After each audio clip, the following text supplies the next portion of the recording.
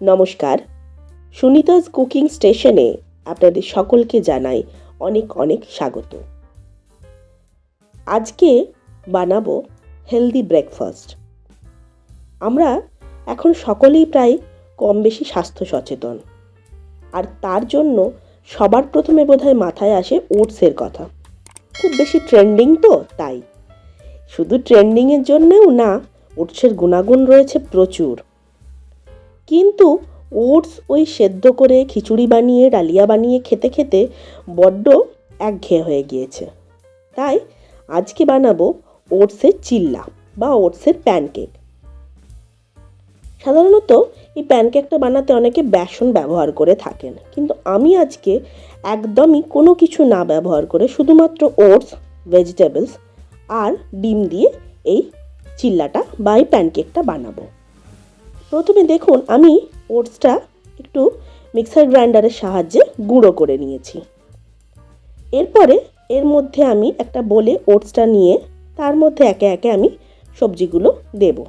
আপনারা আপনাদের পছন্দ মতন সবজি দেবেন। আমি এখানে বাড়িতে যা যা সবজি ছিল আমার হাতের কাছে তাই দিয়েছি।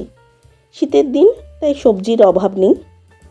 আমি এখানে দিয়েছি গাজর গ্রেট করে, দিয়েছি ব্রকলি খুব ছোট ছোট করে কেটে, আর দিয়েছি বিনস, ফ্রেঞ্চ বিনস, সেটাকেও আমি খুব ছোট ছোট করে কেটে দিয়েছি। আর রয়েছে ক্যাপসিকামও ছোট ছোট করে কাটা, আর পেঁয়াজ। এই দিয়ে বানাবো আজকের এই চিল্লাটা।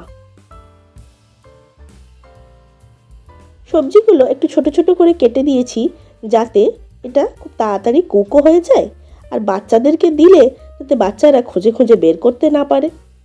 যদি ভাবেন সব সবজিকেই গ্রেট করে দেবেন বা একটু হালকা ভাপিয়ে নিয়ে ম্যাশ করে দেবেন, তাহলেও কিন্তু ভালো হয়। এবারে দিচ্ছি পরিমাণ মতো লবণ, দিচ্ছি ভাজা জিরের গুঁড়ো, আর দিচ্ছি গোলমরিচ গুঁড়ো।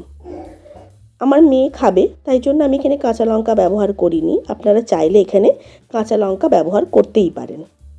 আমি কাঁচা লঙ্কার বদলে এখানে গোলমরিচের গুঁড়ো ব্যবহার করেছি। প্রথমে এই শুকনো অবস্থাতে সবজিগুলোর সাথে ভালো করে মিশিয়ে নিয়ে এরপরে এর মধ্যে দেব ডিম।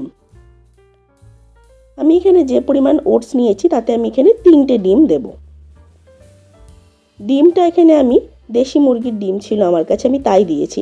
যদি মনে হয় যে আপনারা এমনি যে ব্রয়লার মুরগির ডিম সেটা দেবেন, তাও দিতে পারেন। শীতের দিনে দেশি মুরগির ডিম খাওয়া কিন্তু খুবই উপকারী। এরপরে ডিমের মধ্যে এইগুলোকে খুব ভালো করে মিশিয়ে নেব। ওটস যেহেতু শুকনো ভীষণ, এতে জল পড়লে খুব তাড়াতাড়ি জলটাকে অ্যাবজর্ব করে নেয়, সেই জন্য দেখুন আমি ডিমের সাথে মিশিয়ে নেওয়ার পর এটা খুব গাঢ় হয়ে গিয়েছে।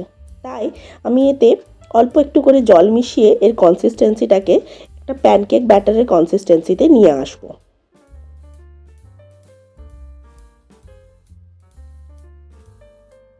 খুব সামান্য জল মিশিয়েছি, মিশিয়ে এটাকে খুব ভালো করে আবারও মিশিয়ে নিচ্ছি। একটুখানি শুকনো ওটস আমি রেখে দিয়েছিলাম, সেটাও আমি এর মধ্যে দিয়ে দিলাম। আপনারা কিন্তু যদি ভাবেন যে হাতে একদমই সময় নেই, তাহলে কিভাবে বানাবো, সেক্ষেত্রে ওটসটাকে গ্রাইন্ড না করেও কিন্তু এটা বানাতে পারেন। তখন কি হবে, একটুখানি জল বেশি লাগবে। এটা মোটামুটি একটা সুন্দর কনসিস্টেন্সিতে চলে এসেছে। এবারে একটা ননস্টিকের প্যান বসিয়ে তাতে খুব সামান্য পরিমাণে কয়েক ফোঁটা জাস্ট তেল দিলাম।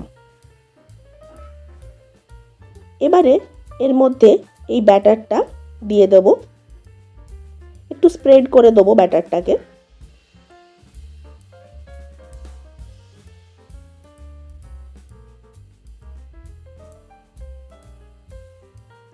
এটা যেমন আমাদের বড়দের জন্য হেলদি, সেরকম বাচ্চাদের জন্য ভীষণ হেলদি খাবার। দেখুন আমি কিভাবে চামচের সাহায্যে এটাকে সুন্দর করে স্প্রেড করে দিলাম। এবারে এটা একটুক্ষণ হতে সময় নেবে, সেই সময়টা দিতে হবে। ওপরটা যখন দেখবেন এরকম হালকা হালকা হয়ে এসেছে, তখন আবারও কয়েক ফোঁটা তেল ওপরে আমরা এইভাবে ছড়িয়ে দেব।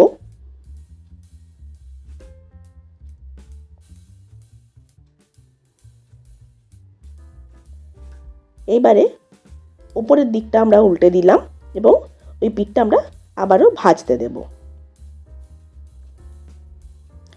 ওটস শুধুমাত্র যে আমাদের ওয়েট লসে হেল্প করে তা নয়, ওটস কিন্তু রিচ ইন ফাইবার, যার ফলে যদি আমরা ওটস খাই এবং তার সাথে যেহেতু আমি এখানে সমস্ত রকমের ভেজিটেবলস দিয়েছি, ডিম দিয়েছি, তাই এটা কিন্তু একটা ফুল মিল বলা যেতেই পারে। দেখুন একটা আমার হয়ে গিয়েছে। আমি যেহেতু এখানে অয়েলের ব্যবহারটা ভীষণ রকমভাবে লিমিটেড রেখেছি, সেই জন্য এটা ভীষণ রকম হেলদিও। আরেকটাও আমি এভাবে বানিয়ে নিচ্ছি। প্রসেস একই। প্রথমে কয়েক ফোঁটা তেল দিয়ে দিলাম, তারপরে ব্যাটারটা দিয়ে স্প্রেড করে দেব।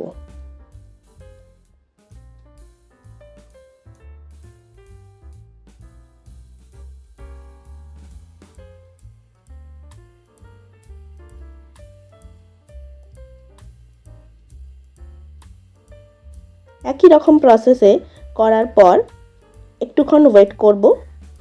যখন দেখব উপরের দিকটা হালকা কুক হয়ে এসেছে, তখন ওপর থেকে সামান্য আবার তেল ছড়িয়ে দেব।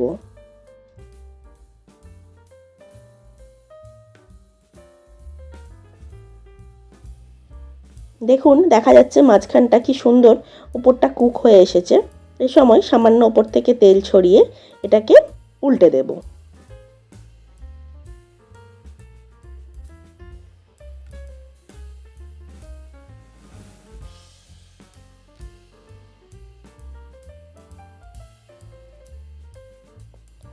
তেলের ব্যবহারটা কম রাখার ফলে দেখুন একদম সেই তেল চপচপে যে ভাজা ব্যাপারটা হয় সেটা কিন্তু হচ্ছে না। এই পিঠটাও আমার হয়ে গিয়েছে। এবারে আমি এটাকে প্লেটে তুলে নেব।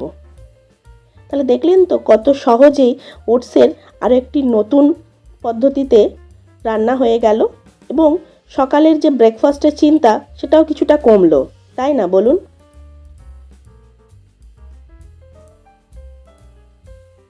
আপনারা কিন্তু বাড়িতে অবশ্যই ট্রাই করে দেখবেন।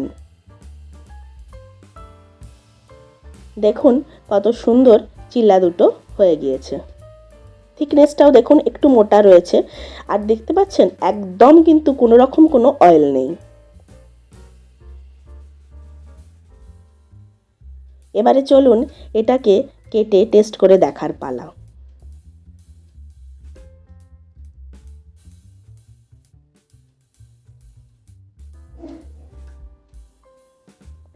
দেখুন এটা কি সুন্দর, ভেতর থেকেও সুন্দর কুক হয়ে গিয়েছে। আর এইবার এটাকে টেস্ট করে দেখব। অসাধারণ খেতে হয়েছে। আপনারাও অবশ্যই বাড়িতে বানাবেন, আর কেমন লাগলো আমাকে জানাতে কিন্তু ভুলবেন না। সাথে থাকবেন, আর অবশ্যই আমার চ্যানেলটিকে লাইক, শেয়ার এবং সাবস্ক্রাইব করতে ভুলবেন না। নতুন বন্ধুদের অনেক অনেক স্বাগত, আর পুরনো বন্ধুদের অনেক ধন্যবাদ আমার পাশে থাকার জন্য। সকলে ভালো থাকবেন, সুস্থ থাকবেন। ধন্যবাদ।